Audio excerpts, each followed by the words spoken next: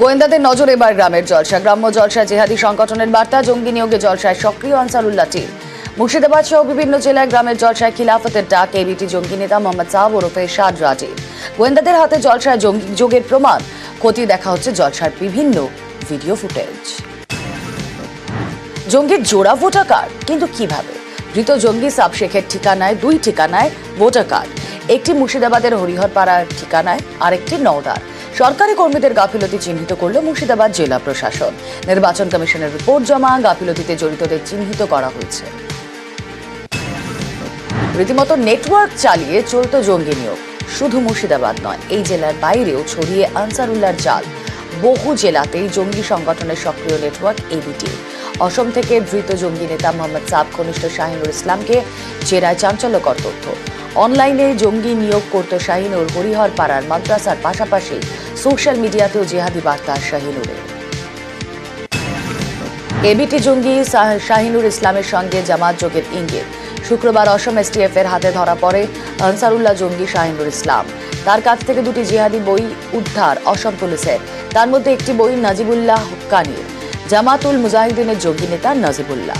2020 সালের ডিসেম্বরে জেএমবি জঙ্গি সন্দেহে তাকে গ্রেফতার করেছিল কলকাতা পুলিশের এসটিএফ। বাংলাদেশে হিংসা, হানাহানি, ভারত সীমান্ত পারাপারের চেষ্টায় একাধিক অনুপ্রবেশকারী। বিএসএফ ও পুলিশের নজরদারিতে জালে বহু বাংলাদেশি। মুর্শিদাবাদের জলঙ্গি সীমান্তে 3 বাংলাদেশি অনুপ্রবেশকারীকে পাকড়াও বিএসএফ এর। ধৃতরা রাজশাহীর বাসিন্দা। অন্যদিকে বাগদায় পুলিশের জালে 2 বাংলাদেশি। চোরা পথে পালাতে গিয়ে পুলিশের জালে। পেট্রাপোল সীমান্তে 6 ঘড়িয়া পঞ্চায়েতে বাড়ল নিরাপত্তা। এলাকায় বসল 50টি সিসি ক্যামেরা। পাসপোর্ট জালিয়াতিতে সতর্ক পুলিশ। পুলিশ কমিশনার জানালেন, পাসপোর্ট জালিয়াতিতে গলত ক্ষতি দেখা হচ্ছে। হোটেল লজে বাড়তি নজরদারি, নজর রাখা হচ্ছে বহিরাগতদের উপর। যারা লোকাল পাসপোর্ট অফিসার আরপিও যিনি আছেন, ওনার সঙ্গে আমরা বসে মিটিং করেছি। তো ওনার সঙ্গে ওদের কাছে ওরা কি জানতে পেরেছে বা কোথায় লুপহোল আছে সেগুলো ডিসকাস হয়েছে। About the hotels, lodges and all other places যেখানে বাইরে থেকে লোক এসে থাকেন, তার উপর আমাদের বিশেষ নজরদারি আছে। অ্যান্ড ওখানে কি দেখতে হবে তার জন্য ডিটেল গাইডলাইন্স বহুবার আমরা আমাদের অফিসারদেরকে বলেছি। স্পেশালি পাস্ট এক্সপিরিয়েন্স, আমাদের কোথায় কি ভুল হয়েছিল এইগুলো ডিটেলসে বলে দেওয়া হয়েছে। And we are keeping A watch. অভিষেকের নাম করে তোলাবাজি, এবার বিজেপি বিধায়ককে থানায় তলব। শেক্সপিয়ার সরণি থানায় তলব করা হলো কোচবিহার দক্ষিণের বিধায়ক নিখিল রঞ্জন দেকে। 3 দিনের মধ্যে হাজিরার নির্দেশ। তলবের চিঠি পেলে তদন্তে সহযোগিতার আশ্বাস বিজেপি বিধায়কের। তোলাবাজিতে অভিযুক্তকে এমএলএ হস্টেল থেকে গ্রেফতার। নিখিল রঞ্জনের সুপারিশপত্র দেখিয়ে হস্টেল রুম বুক। এমএলএদের নিরাপত্তা জড়িত এর মধ্যে, যারা এই ধরনের ঘটনার সঙ্গে জড়িত, যাদেরকে অ্যারেস্ট করা হয়েছে, তারা কোথার থেকে আমাদের প্যাড পেল বা আমাদের সই জাল করলো, কিভাবে করলো, নিশ্চয়ই এর মধ্যে এমএলএ হোস্টেলের যারা স্টাফরা আছে তারাও জড়িত আছে, নাহলে এই ধরনের ঘটনা হওয়া অসম্ভব। যদি এই ধরনের কোনো চিঠি বা মেল আসে, অবশ্যই সেই ক্ষেত্রে আমি পুলিশের তদন্তের সাথে সহযোগিতা করব। এবং এমএলএ হস্টেলের ঘটনায় তদন্তে বিধানসভা ও হস্টেল সুপারকে তদন্তের নির্দেশ স্পিকারের। বিমান বন্দ্যোপাধ্যায়কে চিঠি বিজেপি বিধায়ক নিখিল রঞ্জন দেব। লেটার হেড জাল হয়ে থাকতে পারে বলে দাবি বিধায়কের। আমাদের যে সুপারিনটেন্ডেন্ট রয়েছেন আমাদের এমএলএ হোস্টেলে, তার কাছে আমি এনকোয়ারি করে রিপোর্ট দিতে বলেছি। অ্যাট দ্য সেম টাইম আমি পুলিশের আধিকারিকদের কাছেও জানতে চাইবো কি ওর ইনভলভমেন্ট রয়েছে। এবং ওকে যে ঘর দেওয়া হয়েছিল, একজন বিজেপির বিধায়কের রেকমেন্ডেশনে ঘরটা দেওয়া হয়েছিল বলে আমাদের অফিসিয়াল রেকর্ড থেকে এমএলএ হোস্টেল থেকে জানিয়েছে। কিন্তু কেউ যদি অসৎ উদ্দেশ্য নিয়ে ঢুকে থাকে, তার এগেনস্টে আইনানুগ যা ব্যবস্থা নেয় আমরা নেব। এমএলএ হস্টেলে নিরাপত্তায় জোর। বিধায়কদের সুপারিশে ঘর পাওয়ার ক্ষেত্রে কড়াকড়ি। অতিথিশালায় থাকতে হলে 7 দিন আগে জানাতে হবে। অতিথিদের সঙ্গে থাকা সুপারিশপত্র ভেরিফাই করা হবে। এমএলএ হস্টেলের সুপার সুশান্ত মণ্ডলের সঙ্গে কথা পুলিশের। এমএলএ হস্টেলে মোট 41টি ঘর ভাড়া দেওয়া হয়।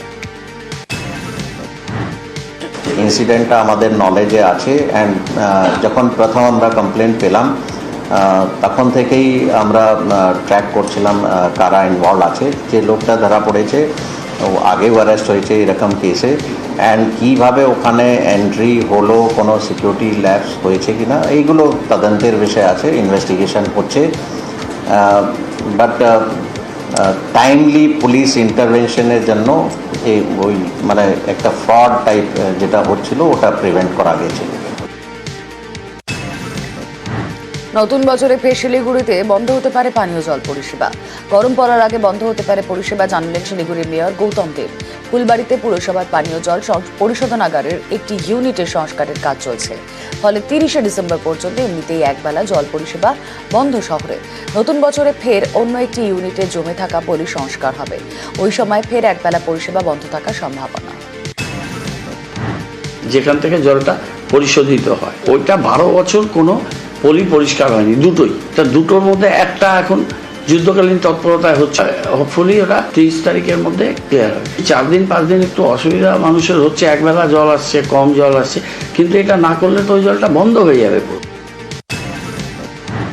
রাজ্য বোর্ডের কদর বাড়ছে, আইসিএসই ও সিবিএসই ছেড়ে উচ্চ মাধ্যমিকে আগ্রহ বাড়ছে পড়ুয়াদের। আইসিএসই ও সিবিএসই বোর্ডের অনেক পড়ুয়া এবার বাংলা বোর্ডে। এবছর প্রায় 7.5 লক্ষ পড়ুয়া মাধ্যমিক পাশ করে, আর ক্লাস 11-এর রেজিস্ট্রেশন প্রায় 7,69,000 পড়ুয়ার, অর্থাৎ অন্যান্য বোর্ডেরও পড়ুয়ারা রাজ্যের বোর্ডে রেজিস্ট্রেশন করিয়েছে। এবারই একটা বহু বছরের ট্রেন্ড থেকে একটা ডিপার্চার হয়েছে। মাধ্যমিকে এবার প্রায় 7,65,000 মতো প্রায় পাশ করেছে, সেখানে আমাদের এখানে রেজিস্ট্রেশন প্রায় 7,67,000-68,000 মতো হয়ে গেছে। মানে যে 10% ড্রপ হওয়ার কথা সেটা তো হয়নি, উল্টে 2-4 হাজার আরো বেশি ভর্তি হয়েছে। এটার মূল কারণ হচ্ছে এবার আমরা সেমিস্টার সিস্টেম চালু করেছি, এবং সেমিস্টার সিস্টেম চালু করাতে অন্যান্য বোর্ড, পার্টিকুলারলি ন্যাশনাল বোর্ড, এদের বেশ অনেক স্টুডেন্ট উচ্চ মাধ্যমিক শিক্ষা সংসদে এসে ভর্তি হয়েছে, ক্লাস 11-এ রেজিস্ট্রেশন করেছে, বলে এটা একটা ভালো দিক। নিউ টাউনে হিটকোর জমি বিক্রির নামে প্রতারণার অভিযোগ, বিধাননগর গোয়েন্দা শাখার পুলিশের হাতে পাকড়াও এক মহিলা। দমদম থেকে গ্রেফতার জয়শ্রী বন্দ্যোপাধ্যায়। অভিযোগ, একাধিক ব্যক্তিকে হিটকোর ভুয়ো জমি দেখিয়ে কয়েক কোটি টাকা হাতিয়েছেন জয়শ্রী।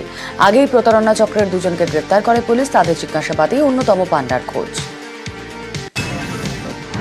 ছাত্রীদের মনের খোঁজ পেতে এবার মনের কথা বক্স। দেবলা ব্লকের 85টি স্কুলে মনের কথা বক্স প্রকল্প চালু।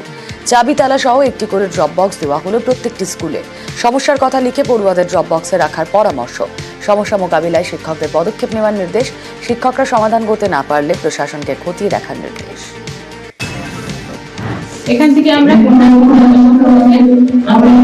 কথা একটা বাক্স পেলাম, এর সাহায্যে মেয়েরা তাদের মনের কথা বিভিন্ন রকমের বলতে পারবে এবং আমরা জানতে পারবো তাদের কাছে। কেমন লাগছে এই উদ্যোগটা? ভালো লাগছে, খুব ভালো লাগছে। আমরা আগেও বলেছিলাম ওনাদেরকে, তারপরে ব্যবস্থা করে নেয়, ওনারা ওটা ব্যবস্থা নিয়েছেন।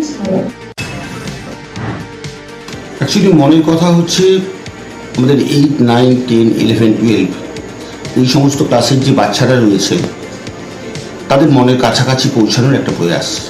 এই মনের কথা আমরা প্রত্যেক স্কুলকে একটা করে বাক্স দিচ্ছি, তাতে বাচ্চারা মানে মূলত বয়সন্ধিকালীন যে বাচ্চারা তাদের মনের বিভিন্ন কথা, বিভিন্ন সমস্যা, প্রবলেম আছে কিনা, বাড়ি থেকে জোর করে বিয়ে দিয়ে দেওয়া হচ্ছে কিনা, তারা লিখে বাক্সে ফেলবে। সেই অনুযায়ী স্কুল কর্তৃপক্ষ যথাযথ ব্যবস্থা নেবেন।